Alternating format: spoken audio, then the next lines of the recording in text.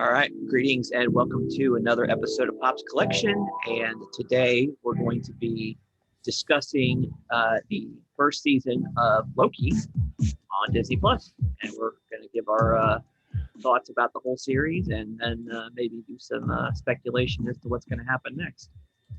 I'm Ron Tweedy, joining me as Pops, and that's it. Let's go. All right. Hey, welcome everybody. I guess we can call this final impressions. Yeah, or season one wrap up. Yeah, season one wrap up sounds good too. Either way you look at it.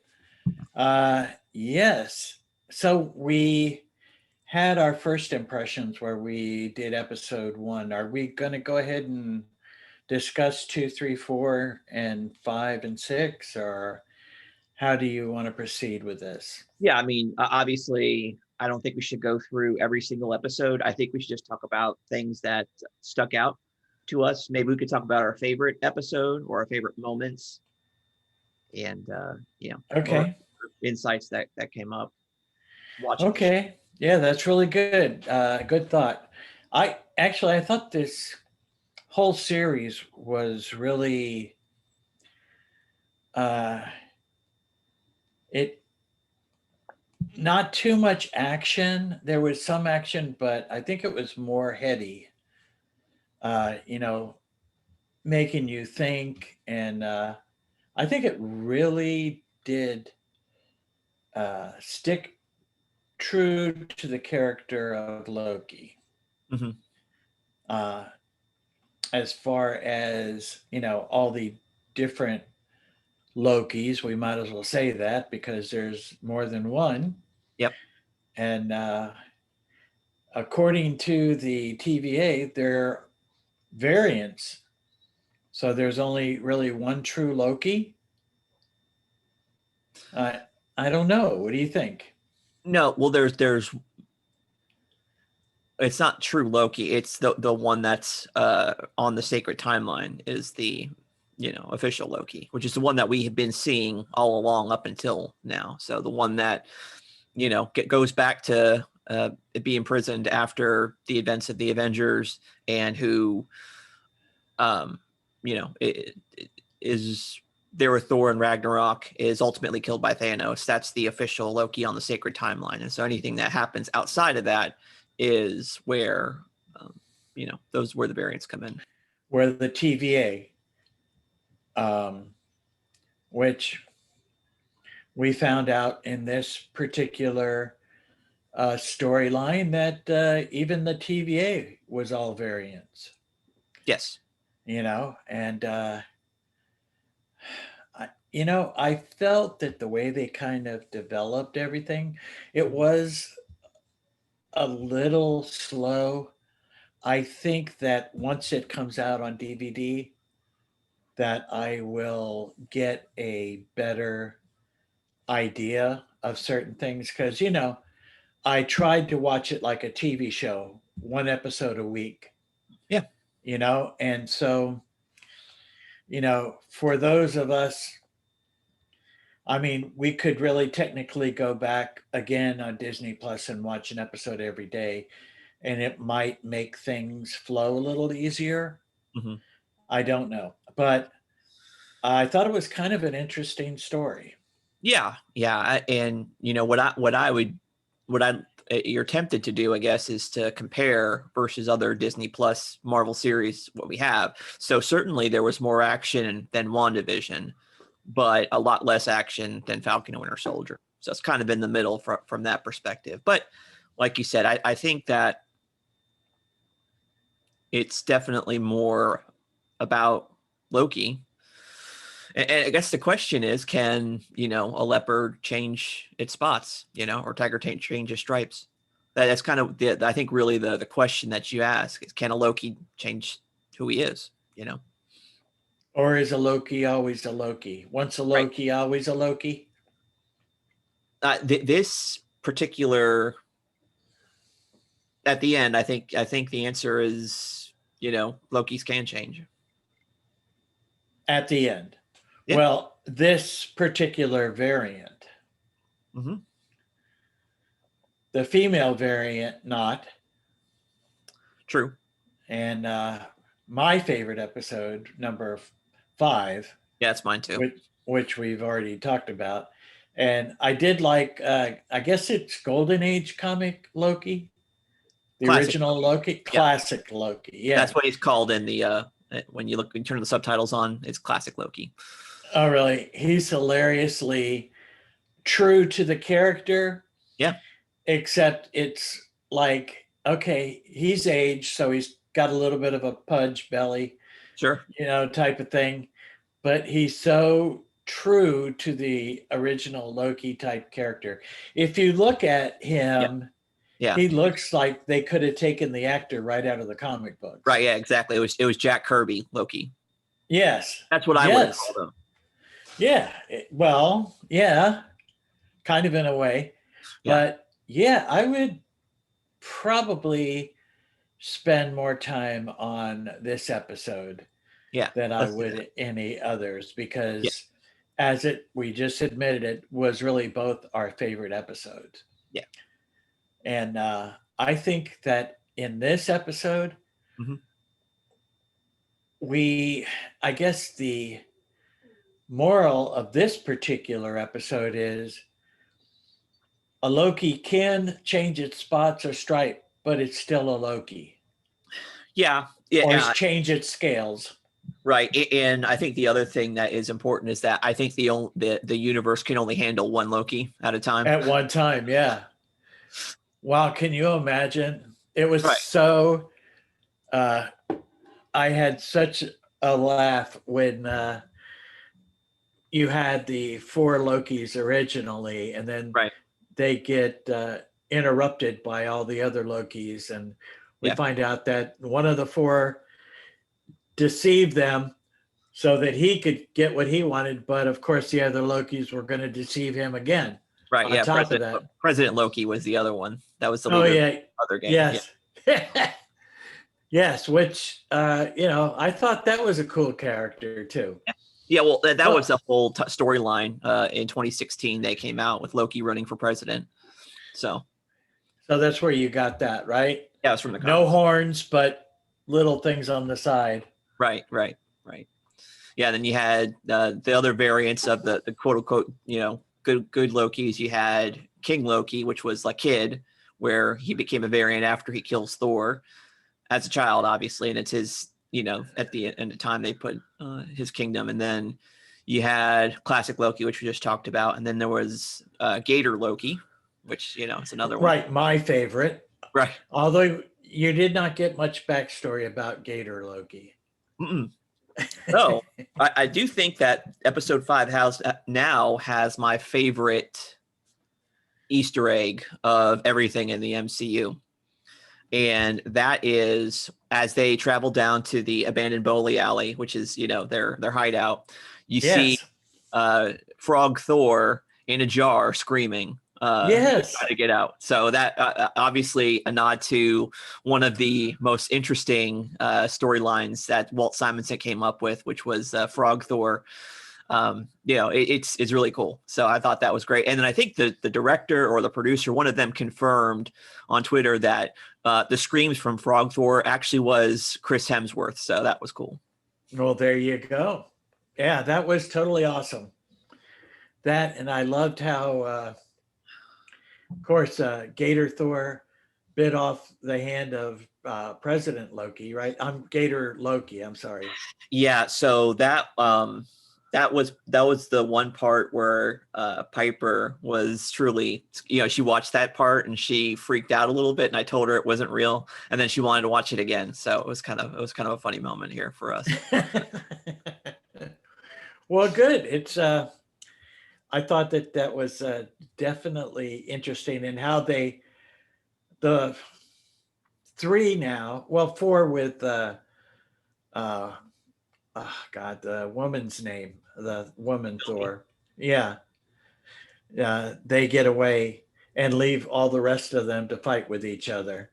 Yeah, Sylvie actually, it's funny because now that was the big reveal at the end of episode 2, is that there was a female Loki variant, which when the other Lokis learn that there's a female variant, they kind of all are, a little bit put off and scared by that, which is interesting. But, the fact her name being Sylvie is actually also one of the alter egos of Enchantress. So it's not necessarily, it's kind of complicated because it's not like she is a real Loki variant.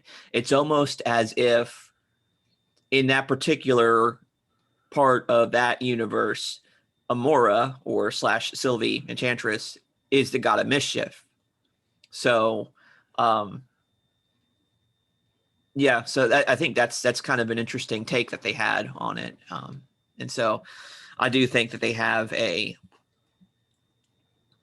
think they have future plans to utilize her more as a character. So, well, we get to the end, and there is a kiss scene with her and Loki. So she is Loki, then, you're kissing yourself. But yeah, we saw that she pushed him back to the TVA. Right. And she did the deed. Which actually, I think she did not push him back to the TVA. Oh, okay. You might be right. Because obviously the big reveal at the end is that when he wakes up from being pushed away, Loki does, he's contacting Mobius and C20, but they don't know who he is. And then he looks to see, and instead of statues of the timekeepers, it's just a statue of He Who Remains. And so it's implied heavily that he's in some other alternate timeline that didn't have the TVA. It was some other organization. Same characters, different organization. Well, yeah, all the characters were the same, and they were going after variants. They were taking care of the timeline. They were, Well, actually, they were seeing the timeline kind of split up and become, I think, the multiverse is what, ultimately what we saw at the end of the end. That was my big prediction, is that we get to see the multiverse being created, and this is, I think, this is the beginning of it. So we're going to see this fleshed out more in Doctor Strange, hopefully Spider-Man, and definitely Ant-Man and the Wasp: Quantumania, because that one, it's confirmed that Kang is going to be a character in it. So, in Ant-Man and Wasp? Yes. Really? Yes. Okay. Well, that kind of does open up the possibilities to the way you're thinking, Right. And I hope that they are true to their word about that, because that would, I think, will make a really good storyline. Definitely. Right. Yeah. What did you think about, what's he called? The one who is left, or? Yeah, the official title, or this in the thing, is He Who Remains. That's the He Who Remains. Yeah. Okay, but do you remember? I really wasn't sure what I was going to feel, how I was going to feel about that. Right. Because he said, I am He Who Remains. Yeah. But I have been called many things by many. I know what's going to happen before it's going to happen. That I wasn't sure how I was going to feel about that. Right. Is it a God thing?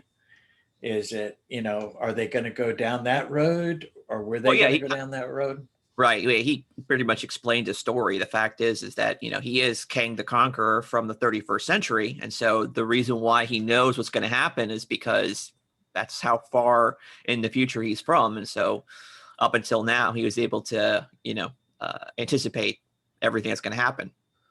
And then at some point he crossed the threshold, and now he had no idea what was going to happen. And so, it was an interesting thing. The concept of him,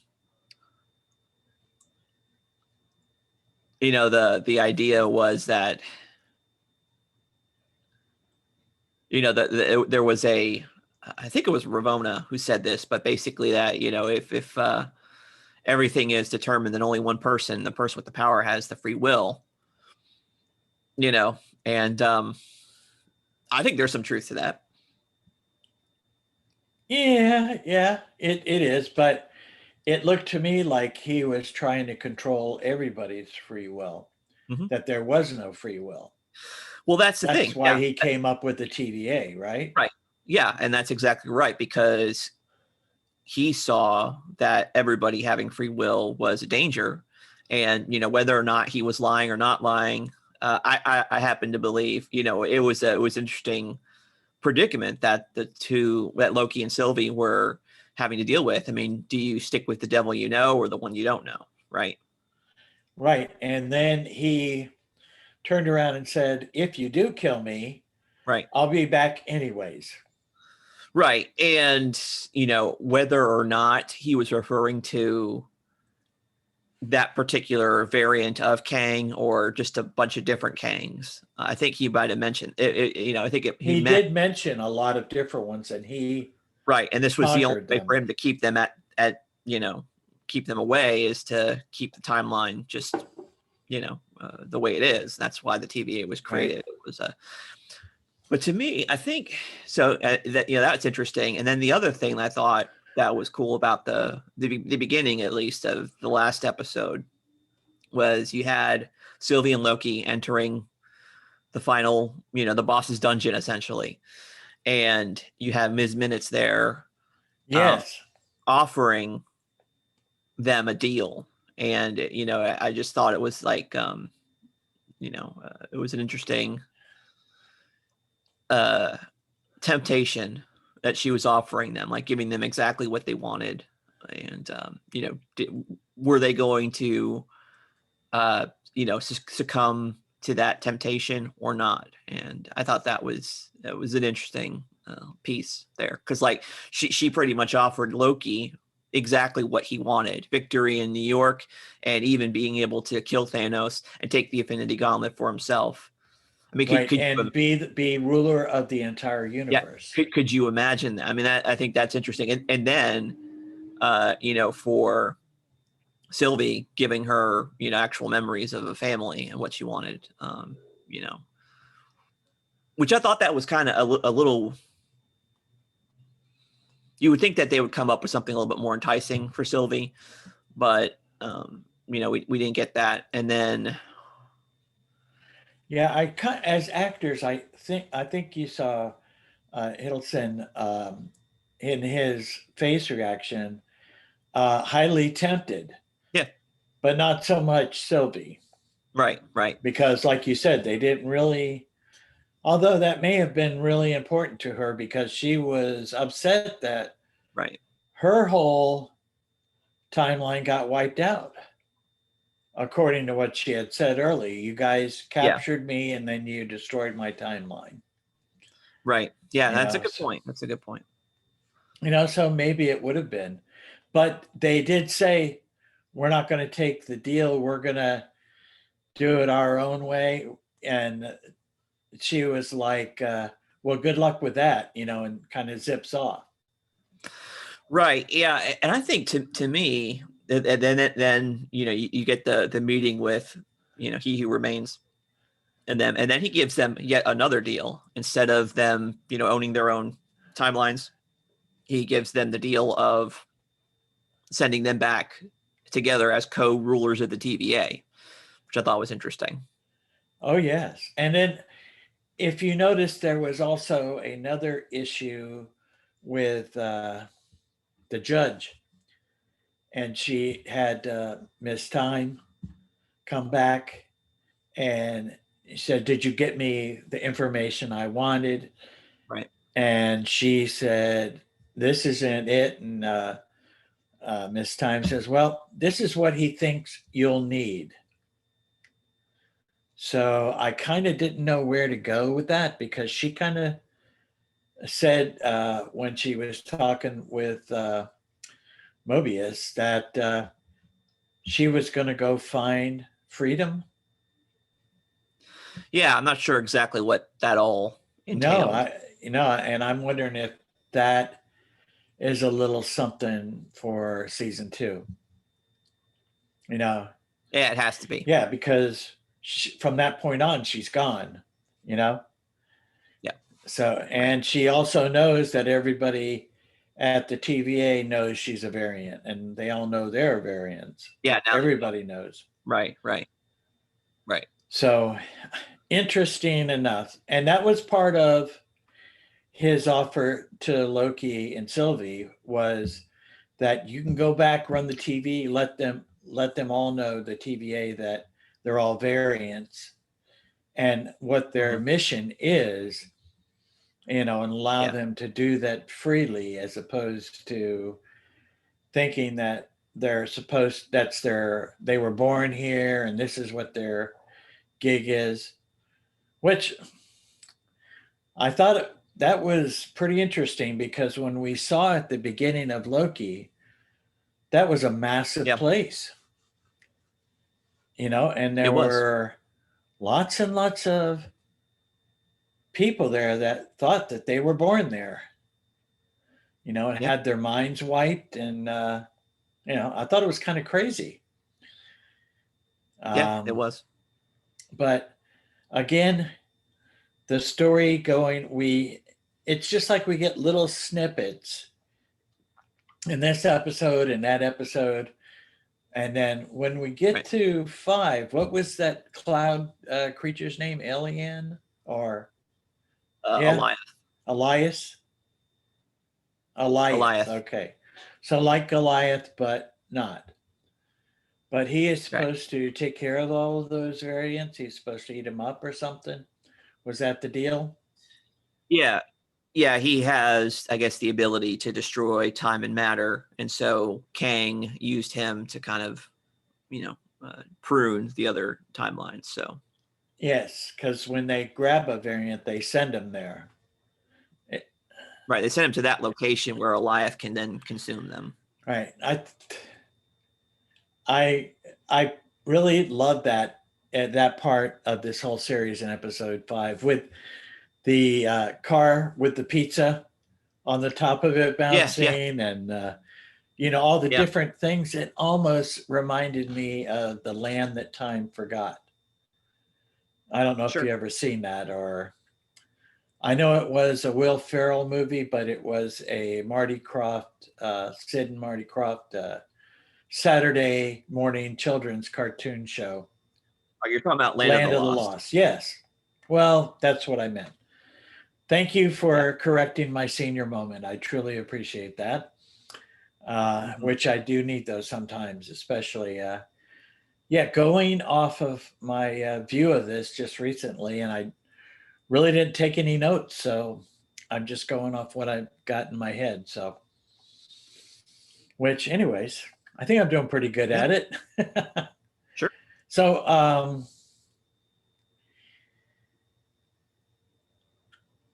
other than that, anything else that you found interesting there?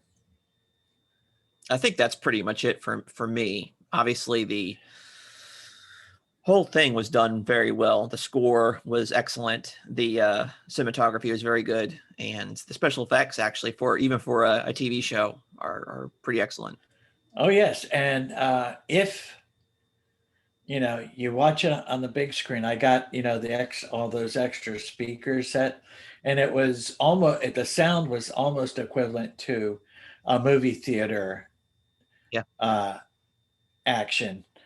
Um, I thought too that the end credits Yep. were kind of uh, a bit futuristic, yet a bit nostalgic Yeah. in a way. I thought that they really made that flow really well.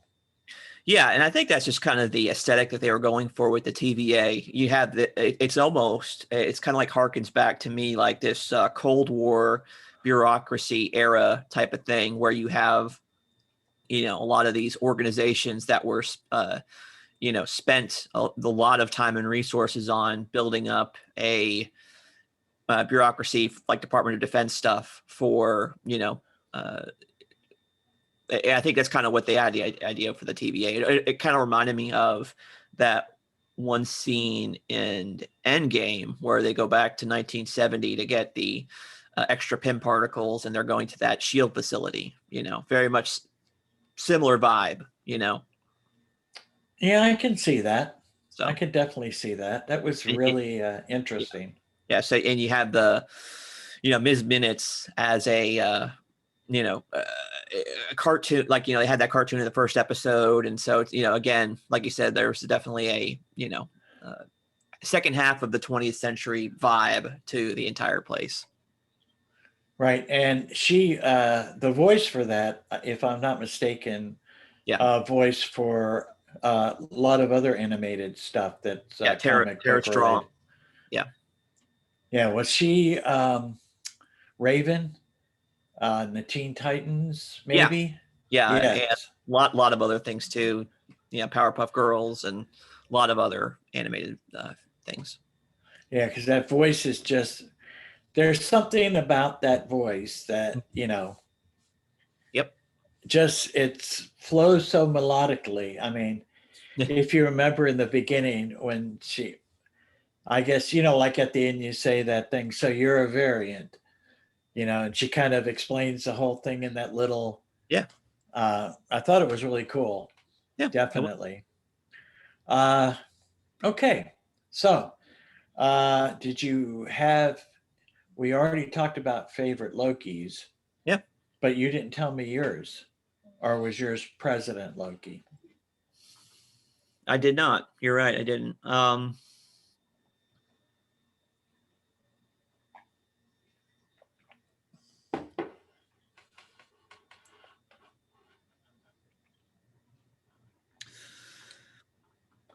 Tough call, huh? Yeah.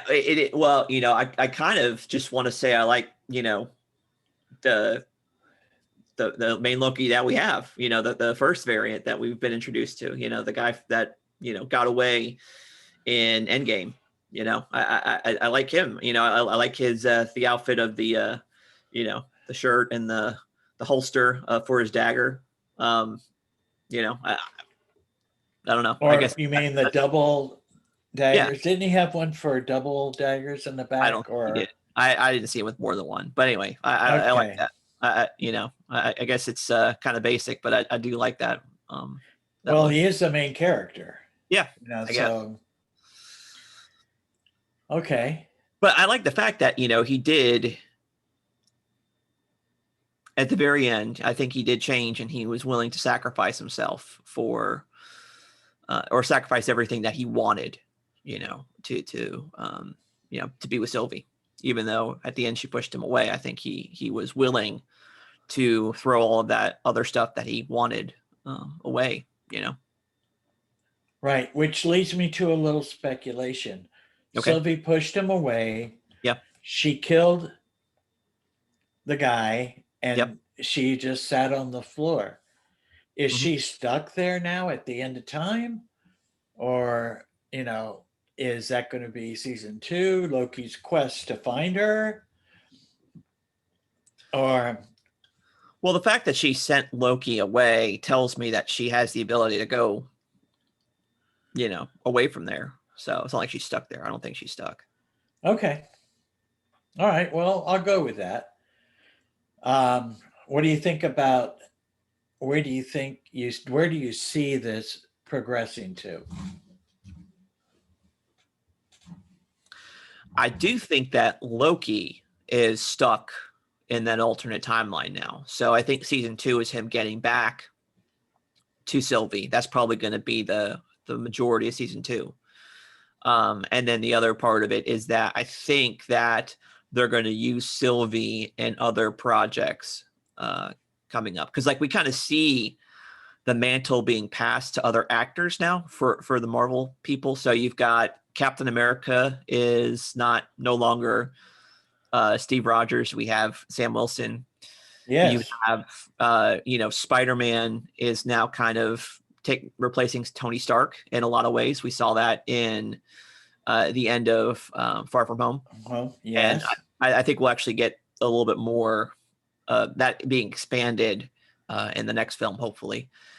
And we know that Kate Bishop is gonna be the new Hawkeye, and Yelena Belova, I think, is also they hinted at a future for her. As So Black Widow. right. So my thought is that the new actor for Sylvie, she's going to be kind of the replacement for Loki in other projects. So we'll see. Well, if I'm not mistaken, Thor is with the Guardians. Yes, he is. Yes. And that's the other thing I do want to mention. Thank you for bringing up other characters from this universe, that we did get a brief cameo from Lady Sif, Jamie Alexander, in one of the punishments for Loki to be stuck in a time loop, getting slapped by her. Yes. Which I thought that was great. Thank you for bringing back extra Thor characters. That's a good thing. Yes, that was a great. If you think about it, that is a great hell for him. Yeah. Sure. I mean, just like I'm sorry. Oh, and then she comes right back and starts all over and slaps him again. Right. And then again and again and again. And then finally Mobius comes and says, well, have you had enough? Yeah. I can always send you back there. He did not want to go back there, did he? No. So that's good. I'm wondering if Shang-Chi is going to also somehow be, well, it's a new MCU, right? I don't know what you mean by that. Well, we've already discussed in our Black Widow episode that there's not going to be a Black Widow 2. I mean, we saw her grave there. So, I mean, if there is a Black Widow, it's going to be Elena. So that was, I think, the whole idea. That was an MCU Phase 4 movie. But I think that whole movie was to start to develop the new Black Widow. It could be. And so is Shang-Chi going to be somehow intermixed as an Avenger? Maybe. I don't know. It depends. We maybe. It's hard to say. I have a feeling, if I had to guess, that the Avengers are going to be, as a team, they're going to be kind of not the focus of this phase. I think there's going to be, they'll be connected, but they won't be the focus. I think maybe Phase 5, if they do decide to bring that back as a. I mean, maybe, but I think actually we're focusing more on other heroes, and some of them are going to team up, some of them are not going to team up. They hinted at the Fantastic Four being introduced at the very end. Yes, they did. They did. The fact is like they might focus on other parts of the universe. So Shang-Chi, really, if you want to get into Shang-Chi, you could introduce people like Iron Fist. Yes, I was just thinking that. You could then go in that way. Yeah, I mean, theoretically, then you could bring in the Heroes for Hire. There's lots of ways you can go about doing that. And then on the other side of it, when you have Spider-Man, you could bring in Daredevil, so there you could do those other things. So I don't think the Avengers are actually going to be a focus on Phase 4. So, I'm sure Shang-Chi will have interaction with other folks in the MCU, but I don't think it's going to be Avengers focused. Right. Probably. I think that you're right, but I think that the characters that are going to get developed, there's going to be an eventual team up. Yeah. That will be the new Avengers, maybe. I don't know. We'll have to see how that works itself out. Yeah. But I'm wondering, getting back to Loki, I know we were discussing that Sylvie's character being more involved in other things. Right. And you think maybe that the Tom Hiddleston Loki is going to be phased out a little bit, or? Yeah. So, I mean, you have to think about it. It's now been 10 years since he's been that character. So, I mean, it's the same thing with Scarlett Johansson. She's no longer really going to be in any more films for at least not as a main character in MCU films. Same thing with Robert Downey Jr. and Chris Evans. So like all the main actors, their contracts are up. and it's kind of tenuous. I mean, you have to realize that also that these stars are aging as well. And so the Yes, question and plus I'm going to have to say that even if you were to have them in there, that it would be more than half of your production cost just to well, pay for them, because they make so much now. I mean, that's kind of, I think, a side issue because, the movies generate enough revenue to pay for it at this point. Oh, yes. Yeah. Well, like the last Avengers movies were in the billions. Right. Right. I did read an article. We had talked about Black Widow. Yeah. 215 million. Yeah. At the weekend count, for just the weekend count. So right. That's pretty damn good, I think. Yep. So I can imagine it's just going to get better. But again, I'm more interested in Shang-Chi, not at all at the Eternals. I can live without that.